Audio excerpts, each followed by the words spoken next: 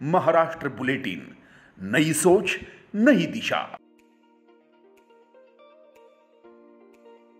विधायक राहुल डिकले ने चुनाव में जीत दर्ज करके विकास कार्य करने का मौका मिलने से दशक पंचक गांव की ओर से उनका सम्मान किया जाना था, लेकिन पूर्व प्रधानमंत्री मनमोहन सिंह का निधन होने से इस समारोह के बजाय विधायक राहुल डिकले का आभार प्रदर्शन का आयोजन किया गया।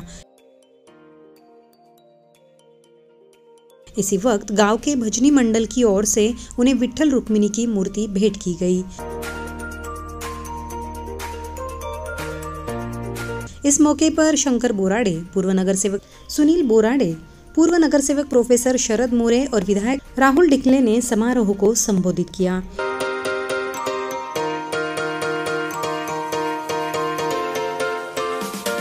दशक पंचक परिसरामध्ये आपण या ठिकाणी हा गावकऱ्यांच्या वतीने छोट्याखानी हा सत्कार समारंभ या ठिकाणी आयोजित केला। छोट्याखानी म्हणजे तसा मोठा कार्यक्रम होता, परंतु आपल्या देशाचे माजी पंतप्रधान मनमोहन सिंग यांचं रात्री निधन झाल्यामुळे हा कार्यक्रम जो कॅन्सल झाला। परंतु भाऊंना आम्ही विनंती केली की हा सर्व आम्ही तयारी करून ठेवलेली या ठिकाणी आणि तुम्हाला यावंच लागेल। तर भाऊ म्हणे मी सत्कार स्वीकारणार नाही, परंतु मी भेटीगाठी घेण्यासाठी या ठिकाणी येतो आणि त्या अनुषंगाने भाऊ या ठिकाणी आपल्याला आज या ठिकाणी उपलब्ध झालेले त्यांचं आपल्या दशक पंचक परिसराच्या वतीने, जेल रोड परिसराच्या वतीने मी खूप खूप असं आभार मानतो। कारण काही लोक म्हणायचे की आमदार 5 वर्ष या ठिकाणी दिसत नाही, परंतु भाऊंचं कार्य असं आहे की गेल्या 5 वर्ष म्हणजे आमदार झाल्यानंतर नाही, परंतु आमदार व्हायच्या आधी 5 वर्ष ते या आपल्या पूर्ण पूर्वमध्ये भाऊ फिरत होते आणि त्यांनी सगळा तो अभ्यास करून कुठे काय अडचणी असतील प्रभागामध्ये म्हणा किंवा आपल्या पूर्ण नाशिक पूर्वमध्ये ज्या काही अडीअडचणी असतील सर्वांचा अभ्यास करून नंतर ते निवडणुकीला उभे राहिले आणि खरोखर त्यांनी 5 वर्षामध्ये असं चांगलं काम उभं केलं की त्यांना प्रचंड असे मतदेखील 88,000च्या लीडने भाऊ या ठिकाणी निवडून आले। सर्वांनी भाऊंचं टाळ्यावरून स्वागत करा, कारण खूप खूप मोठं असं कार्य या ठिकाणी भाऊंनी उभं केलं। कारण त्यामध्ये आपल्या नाशिक प्रभाग 18 मध्ये भाऊंनी आपलं पंचकचं मारुती मंदिर असेल, त्या मारुती मंदिरासाठी मोठा निधी दिला। तसंच आता आपलं लक्ष्मीनारायण मंदिर आहे त्या ठिकाणी देखील भाऊंनी मोठा निधी दिला। स्वामी समर्थ केंद्र असेल त्याच्यासाठी देखील 80 लाख रुपयाचा निधी दिला। त्याचप्रमाणे आपलं पवारवाडीमध्ये विठ्ठल रुक्मिणी मंदिर आहे त्या ठिकाणी देखील 1 कोटी रुपयाचा निधी दिला। अशा मोठे काम आपल्या या प्रभागामध्ये या भाऊने उभं केलं आणि खरोखर भाऊ आम्हाला नेहमी वेळोवेळी विचारत राहायचे की आपल्या इकडून या बाजूने कसं काय वातावरण आहे।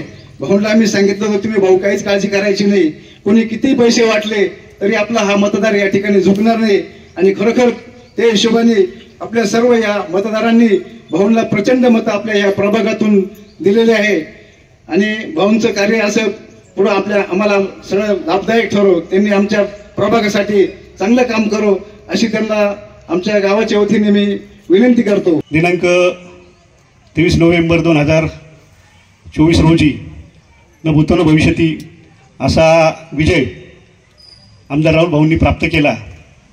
त्याच्या पाठीमागची पार्श्वभूमी आपणा सर्वांना ज्ञात आहे की गेल्या पंचवार्षिकमध्ये आपण सर्वांनी ही वहिवाट त्यावेळेस त्यांना तयार करून दिली आणि त्यावेळेस अनेक लोक आपल्या बरोबर नव्हते भाऊंच्या, ते यावेळेस बरोबर आले आणि पक्षीय अडचणीमुळे आणि निफाडच्या निवडणुकीमुळे मला या मतदारसंघामध्ये काही काम करता आलं नाही याची भाऊंना पूर्वपार कल्पना होती आणि सर्वांना ते ज्ञात आहे। त्यामुळे त्या विषयावर मी जास्त काही बोलणार नाही, परंतु गेल्या 10-5 वर्षाच्या काळामध्ये भाऊंनी प्रत्येक नगरामध्ये म्हणजे नाशिक पूर्वचा थेट मखमालाबाद म्हसवपासून तर नाशिक रोडच्या राष्ट्रपिता महात्मा गांधी पुतळ्यापर्यंतचा जो परिसर आहे अगदी जय भवानी रोडसह या सर्व ठिकाणी प्रत्येक नगरामध्ये कोणत्या ना कोणत्या स्वरूपामध्ये भाऊंना चांगलं काम करता आलं। खरं तर मी मागच्या सरकारलाही धन्यवाद देईल की 2022 नंतर निवडणुका झाल्या नाही आणि नगरसेवकांनाही काही काम उरलं नाही, ते सर्व कामाचा झपाटा भाऊंनी आपल्या हातामध्ये घेतला आणि नाशिक पूर्वच्या मतदारसंघामध्ये काम करण्यासाठी अतिशय चांगली संधी भाऊ आपल्याला प्राप्त झाली आणि त्या संधीचं सोनं निश्चितपणे आपण या ठिकाणी केलं. विशेषतः धार्मिक स्थळांच्या बाबतीमध्ये आपण अतिशय चांगली रुची दाखवून या ठिकाणी या धार्मिक स्थळांचं पुनरुज्जीवन करण्याचं काम आपण मोठ्या प्रमाणामध्ये हाती घेतलं आणि आपण सर्व कार्याचं शुभारंभ करताना जो देवांपासूनचा आशीर्वाद घेतो तो आशीर्वाद निश्चितच आपल्याला लाभला. आणि ही जी आपण जे सांगितलं त्याप्रमाणे त्यांची एक बैठक घेऊन एक 7-8 जणांचं शिष्टमंडळ घेऊन भेट घेऊन आपण त्या संदर्भात ऊर्जामंत्री मुख्यमंत्र्यांकडे असल्यामुळे आपण ते काम नक्कीच मार्गी लावायचा प्रयत्न करतो आहोत. कारण जे स्थानिक मुलं आहे त्यांना रोजगार मिळाला पाहिजे, ते पुढे गेले पाहिजे. त्यांच्या हाताला जर रोजगार मिळाला तर विकास होतो आणि त्याच्यामुळे सत्ता आपली या बाबतीत मला सांगायला खरं तर आनंद होतो की सरोजताई आहेरेंचं खूप मोठं आपल्याला मदत झाली. कारण इथून तो प्लांट हल्ला असता परंतु आम्ही दोघांनी जी भूमिका घेतली त्याच्यामुळे तो प्लांट इथे राहिला आणि त्याच्यामुळे जसं कारण चांगल्याला चांगलं म्हटलं पाहिजे आणि सरोजताईंनी हा विषय खूप लावून धरला. मी पण आपल्या परिसरामुळे त्यात होतो सगळ्या याच्यात आणि त्याच्यामुळे एक लहरा प्रकल्पग्रस्तांचा आपण नक्कीच पुढे प्रश्न हा सोडवायचा प्रयत्न करू. मग आपण IT पार्कचं बोलले तर IT पार्कचं जे आहे ते मागच्या सरकारने काही गोष्टीत खोडा घातला होता. तेव्हा महापालिकेत BJPची सत्ता होती आणि राज्य शासन हे विरोधाचं होतं, त्याच्यामुळे ते राहिलं होतं. परंतु आत्ताचा जो प्लॅन आहे तो अतिशय व्यवस्थित आहे. मी स्वतः काही कंपन्यांशी बोललेलो आहे आणि देवेंद्रजींच्या कानावर घातलेलं आहे. जवळपास 40 हेक्टर जमीन आपल्या ताब्यात येते आणि बाकीची 300 एकर जी आहे ती आपण घ्यायचं चालू आहे. काही तिथले जे बिल्डर्स आहेत, काही शेतकरी, कारण काही शेतकऱ्यांना असं वाटतं की आम्ही भूमी होऊन हो काय, आम्हाला काही मिळेल का काय, परंतु ते शेतकऱ्यांच्या इच्छेवर आहे, ते कंपल्शन नाही आहे. आणि जे शेतकरी डील ते जर व्यवस्थित डील झालं तर त्या शेतकऱ्याला लाखो रुपये भाड्याच्या पोटी दरम्यानला मिळतील आणि त्याच्यामुळे एक चांगला प्रकल्प आणणं जेणेकरून आपले 9-10 हजार मुलांना तर तिथे रोजगार मिळेल. मग तो वॉचमनपासून तर IT इंजिनियरपासून तर ट्रॅव्हलपासून तर एखाद्या हॉटेलपासून ही आपलं उद्दिष्ट आहे. कारण आजकाल सगळ्यात महत्त्वाचं हाताला काम मिळणं आहे आणि तरुणांना जर रोजगार मिळाला त्यातल्या त्यात आपल्या भागातल्या तर प्रगती झाल्याशिवाय कधी राहत नाही. त्याच्यामुळे IT पार्क हे महत्त्वाचं आहे. त्याच्याचबरोबर आपण लॉजिस्टिक पार्कसाठी प्रयत्न करतो. गडकरी साहेबांना निवेदन दिलं आहे आणि पिंपरी आणि आडगावमधला जो भाग आहे तिथे पण जागा आहे जवळपास 700 एकर. त्या भागात पण लॉजिस्टिक पार्क होऊ शकतो असं प्रपोजल आहे आपण आता द्यायचं चाललं आहे. आदरणीय देवेंद्रजींना मी नाशिक पुणा रोडचा जो फ्लायओव्हर आहे त्याबद्दल बोललो आहे.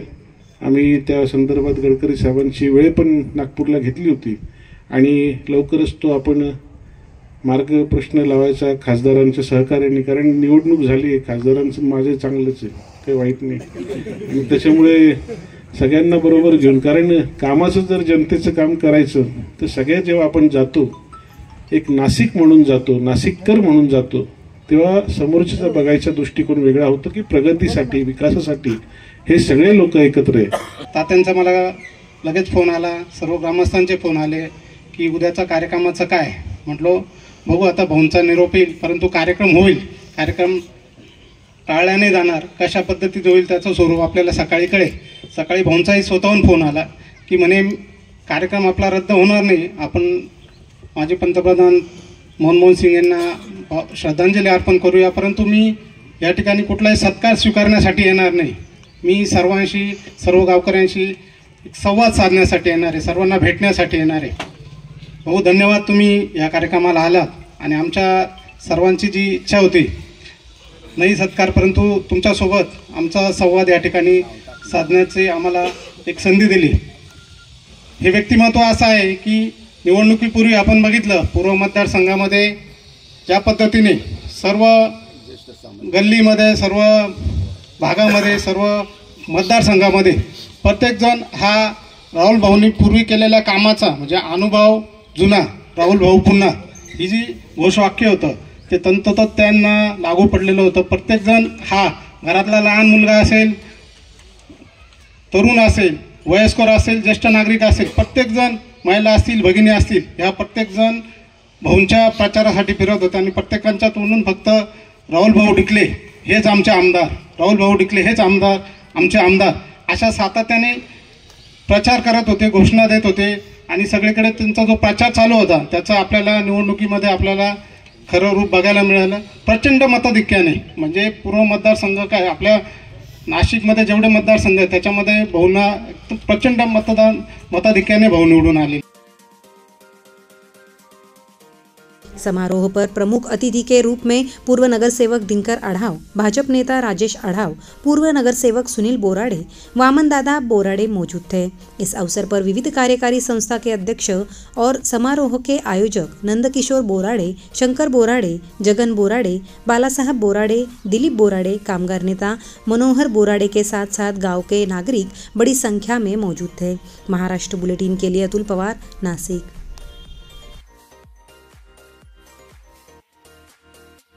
महाराष्ट्र बुलेटिन यूट्यूब चैनल को शेयर करें, सब्सक्राइब करें, बेल आइकॉन पर क्लिक करें.